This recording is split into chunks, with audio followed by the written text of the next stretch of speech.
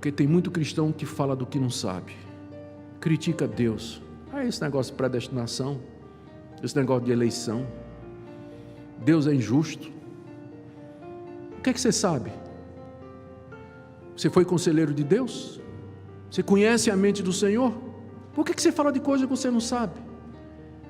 O que você devia dizer, no máximo, era curvado diante de Deus e dizer: Deus, eu não entendo. Há coisas que eu não entendo, coisas que eu não percebo. Em vez de levantar-se com arrogância e prepotência para julgar os caminhos de Deus e o plano da salvação de Deus, você deveria estar de joelho diante dele, dizendo: Deus, tenha misericórdia de mim, porque os teus caminhos são insondáveis, a tua providência, ela é inescrutável, eu não conheço os teus caminhos, os teus planos são mais altos do que os meus. Quem sou eu para criticar ou para questionar a tua justiça e a tua verdade? Me ensina, dá-me um coração humilde para que eu possa entender.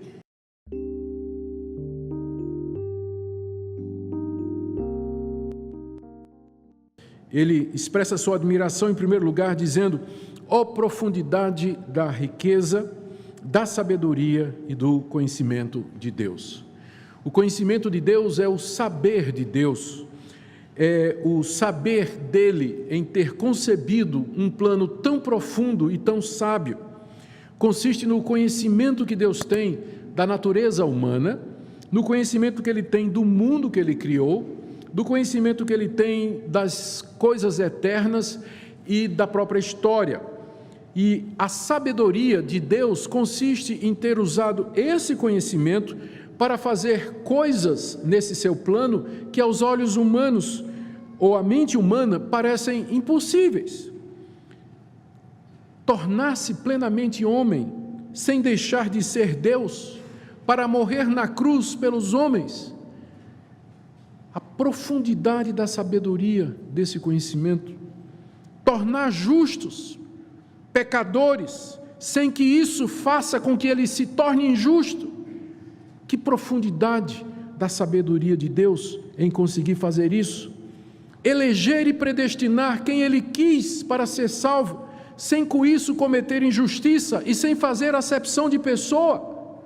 Que profundidade da sabedoria do conhecimento de Deus. Conquistar e vencer o pecado de tal forma que no novo céu e na nova terra não haja mais possibilidade de pecado, sendo o último paraíso superior ao primeiro. Que profundidade da sabedoria e do conhecimento de Deus. Relacionar-se com os homens, interagir com os homens, dentro das escolhas e decisões humanas, sem com isso deixar de, no final, fazer exatamente tudo o que ele havia determinado. Que profundidade da sabedoria do conhecimento de Deus. Fazer com que a desobediência de um povo, que foi o povo judeu, se tornasse numa oportunidade para levar a salvação aos demais povos do mundo. Que profundidade da sabedoria do conhecimento de Deus. A sabedoria do conhecimento de Deus é por demais profunda, e Paulo aqui se queda maravilhado quando ele reflete sobre esse plano de Deus que ele acabou de descrever do capítulo 1 até o capítulo 11. A segunda expressão de admiração dele, ainda no verso 33, é: quão insondáveis os juízos de Deus. Quão insondáveis os juízos de Deus. Juízos de Deus se referem às escolhas e às decisões que Deus fez lá na eternidade, de como ele haveria de levar a cabo esse plano, quando nada ainda existia. A palavra insondável que Paulo usa aqui significa aquilo que não pode ser entendido, mesmo depois de uma cuidadosa análise, aquilo que é impossível de ser apreendido e compreendido pela razão humana. É esse termo que Paulo usa para descrever os juízos de Deus, as suas escolhas, as suas decisões. E no que Paulo estava pensando quando ele disse isso? Que tipo de coisa ele tinha em mente quando ele disse que os juízos de Deus são insondáveis? Por exemplo, como é que Deus pôde dar entrada no mundo, entrada do pecado no mundo, sem contudo se tornar o autor do pecado e do mal? Isso é insondável. Nós não sabemos como Deus consegue não ser o autor do mal e ao mesmo tempo ter decretado a chegada do mal no mundo, mas é o que a Bíblia afirma. Mas nós não é insondável, isso ultrapassa a nossa compreensão. Ultrapassa a nossa compreensão que ele resolveu salvar os homens e não salvar os anjos. As duas raças caíram, mas ele preferiu salvar os homens e não há salvação para os anjos. Por que ele fez isso? É insondável isso. Ele resolveu salvar pecadores, em vez de simplesmente deixá-los ir para o inferno, sofrer com justiça pelos delitos cometidos contra ele, porque Deus preferiu salvar, em vez de simplesmente com justiça entregar a raça humana à sua própria perdição. Isso é insondável. Porque ele resolveu fazer uma aliança eterna de salvação com os descendentes de Abraão, um povo pequeno, isolado no Oriente Médio, quando ele podia ter feito uma aliança com Faraó, rei do Egito, com o rei da Babilônia, com nações poderosas como os assírios, mas foi pegar um povinho pastoril, tribos nômades, com as quais ele fez uma aliança. Quem pode entender isso? Que ele decidiu que no processo de salvação ele sacrificaria o seu próprio filho de uma morte lenta e cruel numa cruz, e que depois seria sepultado. Quão insondável o juízo de Deus, que decretou tudo o que deveria acontecer, sem com isso tirar a responsabilidade das suas criaturas morais, anjos e homens. Quem pode sondar os juízos de Deus? Quem pode compreender essas coisas? Quão insondáveis são os seus juízos, diz o apóstolo Paulo. Nós não podemos compreendê-los, fogem à nossa capacidade de entender. Terceira frase dele ainda, nessa expressão de admiração: quão inescrutáveis os caminhos de Deus. Os caminhos de Deus são os seus métodos. É o processo pelo qual ele realiza na história o plano que ele concebeu na eternidade. Quando Paulo diz que os caminhos de Deus são inescrutáveis, ele está dizendo que os caminhos de Deus escapam à detecção humana. O homem é incapaz de perceber a ação de Deus na história. Como Isaías já havia dito, o profeta Isaías, no capítulo 55 da sua profecia, disse aquela frase tão bem conhecida, Deus falando através de Isaías, dizendo: os meus pensamentos não são os vossos pensamentos, nem os vossos caminhos são os meus caminhos, diz o Senhor. Porque assim como os céus são mais altos do que a terra, assim são os meus caminhos mais altos do que os vossos caminhos, e os meus pensamentos são mais altos do que os vossos pensamentos. Quão inescrutáveis os caminhos de Deus, já dizia o profeta Isaías. A humanidade não pode compreender, a humanidade não compreendeu, não detectou, quando Deus fez um pacto com Abraão, como aquilo impactaria a história da redenção, a história da humanidade. Não detectaram o significado da lei que foi dada no Monte Sinai, muito menos os sacrifícios de animais que foram determinados. Não entenderam quando Deus mandou os profetas, tanto é que os apedrejaram. Também não entenderam e não perceberam a chegada de João Batista, o que é que aquilo significava. Não receberam ao próprio Deus em carne, Jesus Cristo. Não compreenderam o porquê da necessidade dele morrer humilhado numa cruz, muito menos o túmulo vazio e a vinda do Espírito Santo. O mundo não percebeu o surgimento da igreja e a sua instituição. Os caminhos dele estão fora do nosso alcance. Esse é o Deus com quem nos relacionamos, esse é o Deus a quem servimos, e longe desse mistério nos afastar dele, ao contrário, nos fascina e nos aproxima dele e nos atrai a ele. O que me atrai a Deus não é porque eu posso compreendê-lo, mas é exatamente a profundidade da riqueza do seu conhecimento, que ele é insondável, que ele é infinito. Por isso eu me sinto atraído a ele. Eu não me curvaria diante de um outro ser que eu posso compreender, mas somente diante do intangível, do impossível, do eterno, é que nossa alma se curva e o nosso ser se dobra e o nosso espírito se submete. Por isso essas declarações de Paulo de admiração diante do ser de Deus, da sua sabedoria, do seu juízo, dos seus planos, como ele concebeu esse plano maravilhoso que é o plano da redenção. A segunda parte da doxologia, que está nos versos 34 e 35, trata do reconhecimento que Paulo faz da supremacia de Deus na elaboração desse plano. Esse plano sábio, majestoso, inesperado, profundo, aponta para a plena, completa e total soberania de Deus. Nada disso foi feito com a participação do homem. Não. O homem nada participou, quer na sua concepção, quer na sua implementação. E diante disso, então, Paulo faz 3 perguntas, que estão nos versos 34 e 35. 2 delas baseadas no profeta Isaías e a terceira baseada no livro de Jó.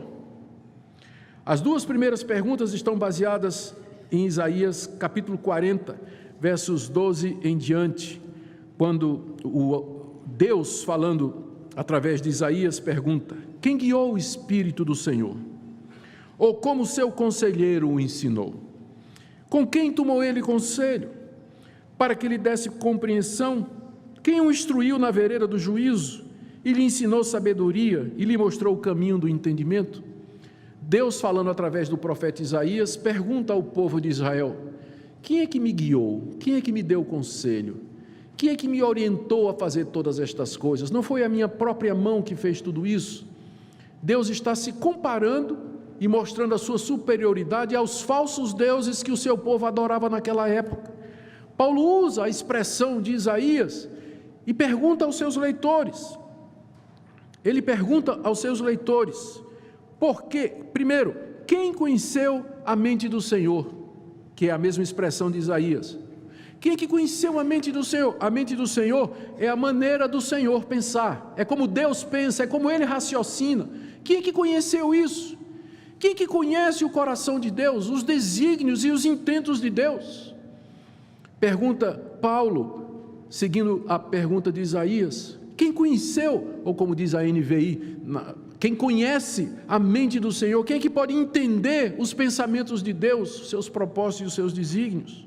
A resposta é: ninguém, nenhuma criatura pode compreender os pensamentos de Deus, porque Ele é insondável, Ele é incompreensível, é totalmente outro. Nós, além de finitos como criaturas, ainda somos pecadores, o que limita ainda mais a nossa capacidade de compreender. Segunda pergunta de Paulo, ainda baseada em Isaías: quem foi o seu conselheiro? Quem é que foi o conselheiro de Deus quando Deus Pai, Filho e Espírito Santo se debruçaram sobre a mesa de trabalho lá na eternidade e traçaram juntos o plano da redenção? Que homem esteve lá para dizer a Deus: isso aqui, ou o senhor devia fazer dessa forma, não, assim não dá muito bem, né? Assim vai ser rejeitado, o senhor devia... Quem foi o conselheiro de Deus? Quem é que deu a ele alguma dica, alguma ideia do que ele deveria fazer aqui no mundo? A resposta é a mesma da pergunta anterior: ninguém. Ninguém foi conselheiro de Deus, nem anjos e nem homens estavam na eternidade com ele, quando ele concebeu todas estas coisas. Em outras palavras, o cristão não deveria julgar, condenar e rejeitar a Deus, porque não participou dos planos de Deus, ele não entende a Deus, ele não sabe.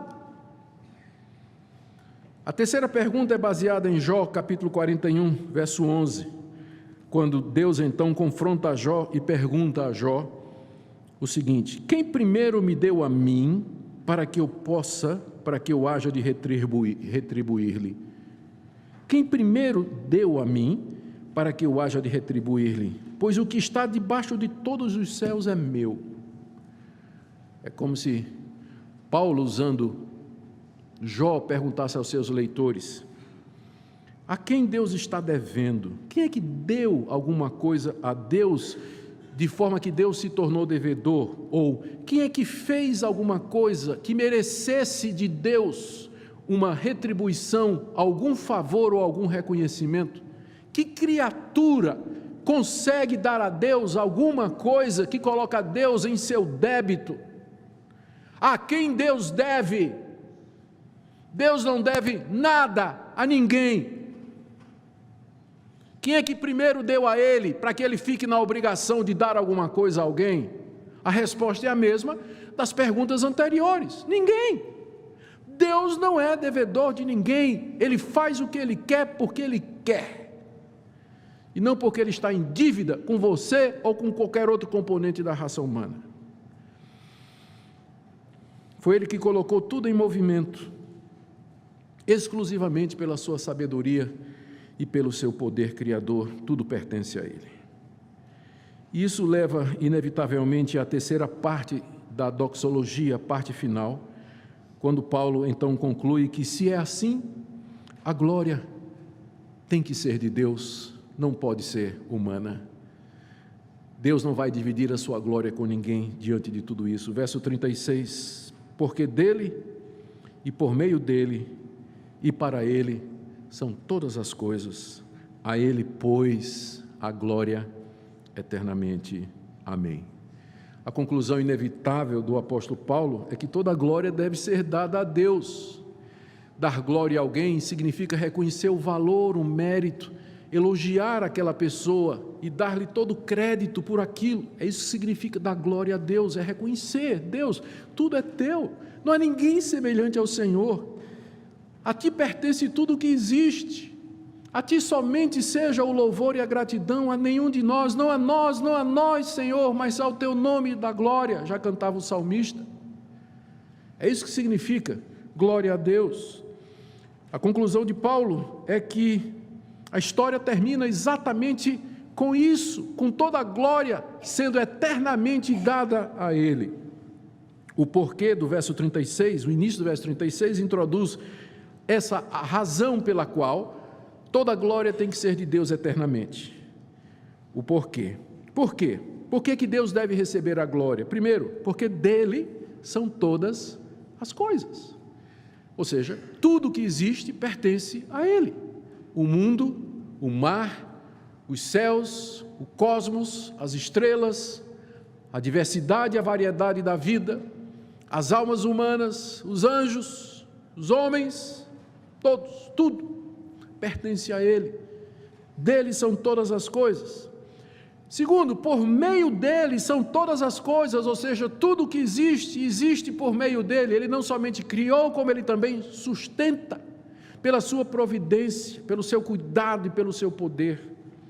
Ele que mantém o mundo em existência. E não somente dele e nem somente por meio dele são todas as coisas, mas, diz Paulo, para ele são todas as coisas, ou seja, tudo existe para Ele. Ele é o fim de todas as coisas, Ele é a razão de toda a existência, Ele é a resposta a todas as perguntas que as pessoas fazem. Por que Deus deixou que o pecado entrasse no mundo? Por que Ele deixou Adão e Eva pecarem? Por que Ele deixou isso e aquilo? E a Bíblia só tem uma resposta: porque dele, por meio dele e para Ele são todas as coisas, inclusive essas coisas sobre as quais você indaga. Tudo existe para a glória dele. Essa é a razão pela qual existe alguma coisa em vez de nada. É porque esse Deus todo-poderoso e sábio um dia resolveu fazer o mundo e elaborar esse plano, onde no final ele receberá toda a glória. A conclusão de Paulo, a consequência disso, é que nós devemos então glorificar a Deus. Final do verso 36. A ele, pois, o pois aí introduz a consequência do que foi dito antes: se por meio dele, por ele e para ele são todas as coisas, então glória, pois, a ele eternamente. Ou seja, glorifiquemos a esse Deus, reconheçamos quem Ele é, a sua grandeza, a sua majestade, a sua sabedoria, que todo o crédito seja dele, que nós nos curvemos diante dele em humildade, em adoração, não somente aqui, enquanto estamos nesse mundo, mas eternamente, no século vindouro, no mundo que se aproxima, na eternidade que se achega. Eternidade afora, é isso que nós vamos fazer. As pessoas perguntam: o que a gente vai fazer no céu? Tricô? Nós vamos fazer isso que Paulo está dizendo aqui. Nós vamos, diante do Deus insondável. Alguém pergunta, será que nós vamos na eternidade saber todas as coisas? Você acabou de ouvir o que disse uma das pessoas que conhece mais a respeito de Deus, que Ele é insondável, que Ele é inescrutável. A eternidade toda não vai ser suficiente para a gente conhecê-lo,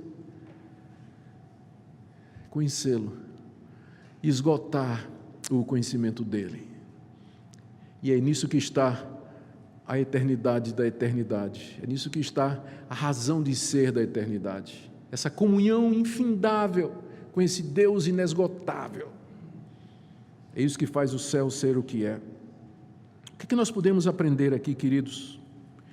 Eu quero destacar 3 ou 4 pontos aqui. O primeiro deles é, sim, desde a eternidade esse Deus, Pai, Filho e Espírito Santo, resolveu criar um mundo e elaborar esse plano, onde Ele tivesse um povo para si, que lhe desse glória para todo sempre, um mundo onde o pecado fosse conquistado de vez e resolvida a questão do arbítrio moral de suas criaturas. Ele fez isso na eternidade. Segundo, se Ele não nos tivesse revelado isso, nenhum de nós conceberia um plano como esse, nenhum de nós reconheceria a sua ação na história, nenhum homem seria capaz de imaginar partes desse plano e a maneira como ele foi implementado, o que é uma das evidências claras da origem divina do Evangelho. Homem algum poderia ter concebido isso. Terceira coisa, esse Deus bondosamente nos revelou esse plano, e essa revelação nos foi dada pelos profetas e pelos apóstolos, que foram levantados por Deus para escrever a Escritura. E nesse livro, inspirado por Deus, Ele registrou esse plano, Ele revelou o seu propósito, Ele manifestou o seu beneplácito de fazer convergir em Cristo todas as coisas na plenitude dos tempos, como Paulo diz lá em Efésios capítulo 1. É na Bíblia que nós conhecemos o mistério da sua vontade, é nas Escrituras que nós conhecemos as partes desse plano, é no Espírito Santo que nós percebemos os seus métodos, os seus caminhos, os seus desígnios. Mas ainda assim, ainda que esse Deus nos tenha revelado na Escritura esse plano tão grandioso, muita coisa permanece misteriosa e insondável. Muita coisa permanece inescrutável. Lembremos que como eu disse, que quem escreveu estas palavras foi exatamente um dos homens que mais conheceu a respeito de Deus da nossa raça, que foi o apóstolo Paulo, que subiu até o 3º céu, ouviu palavras inefáveis, que viu Cristo ressurreto, não só uma vez, mas muitas, que recebeu revelações diretas de Deus. É esse homem que, depois de expor o plano da redenção, como Deus lhe mostrou, ele se curva admirado e prorrompe em louvor e adoração, dizendo: oh, profundidade da riqueza, da sabedoria e do conhecimento de Deus!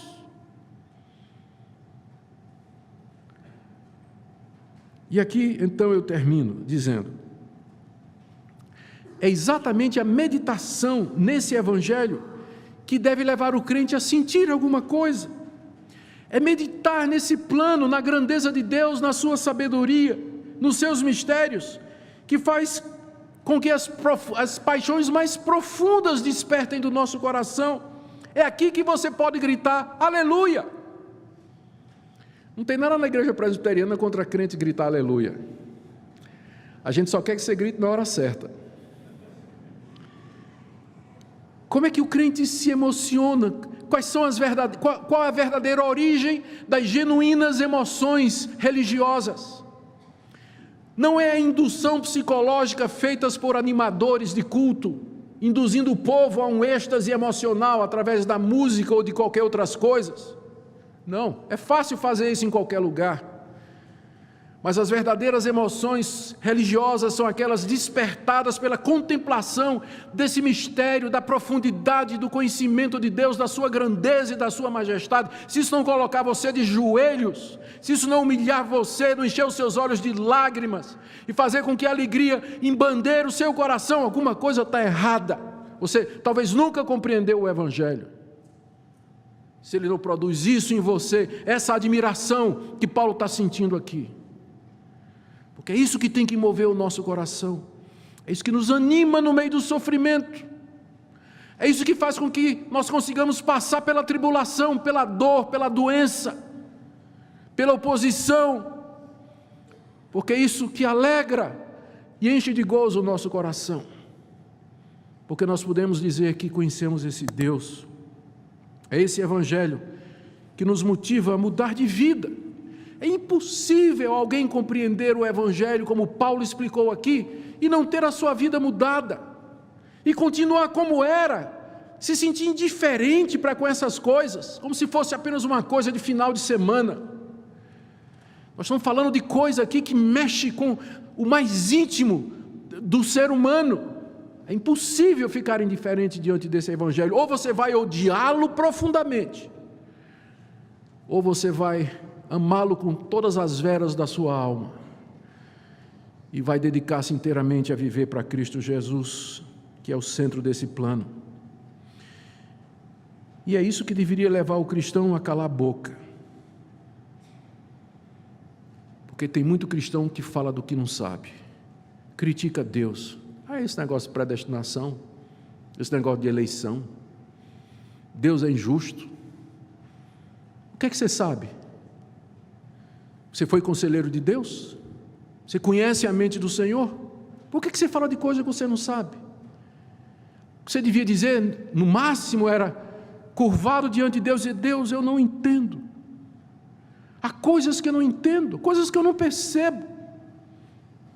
Em vez de levantar-se com arrogância e prepotência para julgar os caminhos de Deus e o plano da salvação de Deus, você deveria estar de joelho diante dele, dizendo: Deus, tenha misericórdia de mim, porque os teus caminhos são insondáveis, a tua providência, ela é inescrutável, eu não conheço os teus caminhos, os teus planos são mais altos do que os meus, quem sou eu para criticar, ou para questionar a tua justiça e a tua verdade?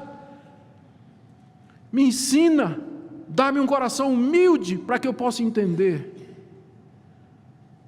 Como eu disse para vocês, o que me atrai em Deus não é porque eu compreendo os caminhos de Deus, não é porque eu posso dimensioná-lo, não é porque eu posso colocá-lo dentro das minhas caixinhas da teologia sistemática. Não, mas é exatamente pelo contrário. O ser dele me fascina, a sua profundidade, a sua imensidão, a sua majestade. Eu adoro e louvo e o sirvo, mesmo não o compreendendo plenamente, embora Ele tenha me dado a graça de compreender o que é revelado nas Escrituras, e a você também. E a você também. Eu pergunto, qual a sua reação nessa noite diante do grandioso plano de Deus? Como é que você se sente com relação ao Evangelho? Qual o impacto que o Evangelho produz na sua vida? Você conhece alguma coisa disso que Paulo está dizendo aqui? Essa admiração, esse espanto, quase que esse êxtase diante da maravilha que é o plano de Deus. Em Jeremias 29:11 lemos: Pois eu bem sei os planos que estou planejando para vós, diz o Senhor, planos de paz e não de mal, para vos dar um futuro e uma esperança. Aqui, Deus declara que possui um plano que é bom e que visa o nosso bem. Contudo, essa afirmação não nos garante que sempre entenderemos ou conheceremos detalhadamente esse plano. Com frequência, estamos imersos em circunstâncias que parecem obscuras e, por vezes, até desoladoras. As dificuldades e os desafios da vida podem nos levar a questionar se realmente Deus está em controle. No entanto, devemos lembrar que a nossa visão é limitada. Como diz em Isaías 55:8, porque os meus pensamentos não são os vossos pensamentos, nem os vossos caminhos os meus caminhos, diz o Senhor. Porque, assim como os céus são mais altos do que a terra, assim são os meus caminhos mais altos do que os vossos caminhos, e os meus pensamentos mais altos do que os vossos pensamentos. Essa passagem nos confronta com a realidade de que não podemos esperar compreender totalmente a grandeza e a sabedoria de Deus. Ele vê o que nós não podemos ver, e sua perspectiva é infinita, enquanto a nossa é finita. Portanto, a primeira advertência que queremos nos lembrar é que não devemos construir um Deus à nossa própria imagem, um Deus que se encaixe em nossas expectativas e planos. É fácil cair na armadilha de achar que o que queremos ou desejamos é o que deve acontecer. Essa perspectiva pode levar à desilusão e frustração. Ao invés disso, somos chamados a confiar na soberania de Deus, mesmo quando não conseguimos perceber o que Ele está fazendo. Em Romanos 8:28, somos lembrados de que sabemos que todas as coisas cooperam para o bem daqueles que amam a Deus. Isso não significa que não enfrentaremos dificuldades.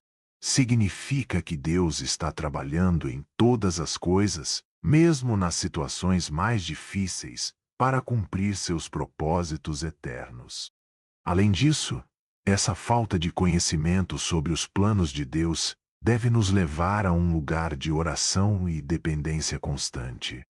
Em Filipenses 4:6, Paulo nos exorta: não andeis ansiosos de coisa alguma.